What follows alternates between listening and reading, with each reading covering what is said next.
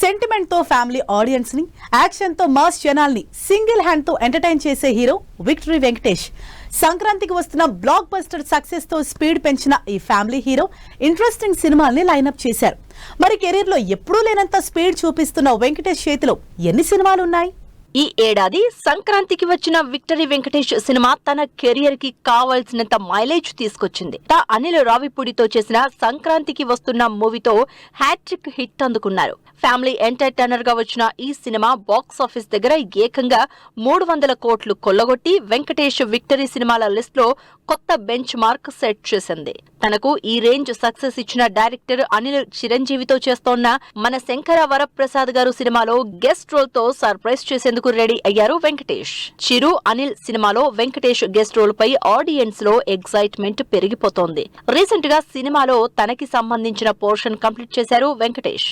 దాదాపు 10 రోజులకి పైగా జరిగిన షెడ్యూల్లో చిరు వెంకటేష్ పై కీ సీన్స్ తో పాటు ఓ స్పెషల్ సాంగ్ కూడా షూట్ చేశారు అనిల్. ఇందుకు సంబంధించి వచ్చిన సాంగ్ అప్డేట్స్ అందరి అటెన్షన్ గ్రాప్ చేశాయి. దీంతో ఈ శనివారం వెంకటేష్ బర్త్డే ట్రీట్ గా ఈ మెగా విక్టరీ సాంగ్ కి సంబంధించి స్పెషల్ గ్లింప్స్ వస్తుందా అని క్యూరియాసిటీతో ఎదురు చూస్తున్నారు జనాలు. చిరు అనిల్ సినిమా షూటింగ్ కంప్లీట్ చేసిన వెంకటేష్ పెద్దగా టైం తీసుకోకుండానే త్రివిక్రమ్ సినిమా సెట్స్ లో జాయిన్ అయ్యారు. ఈ బుధవారం అల్యూమినియం ఫ్యాక్టరీలో ఈ సినిమా రెగ్యులర్ షూటింగ్ మొదలైంది. ఫ్యామిలీ ఎంటర్టైనర్ గా తెరకెక్కుతోన్న ఈ సినిమాకి ఆదర్శ కుటుంబం హౌస్ నెంబర్ 47 టైటిల్ ని ఫిక్స్ చేశారు మేకర్స్. AK-47 అనే ట్యాగ్ లైన్ తో విడుదలైన Venkatesh first look poster impress చేసింది.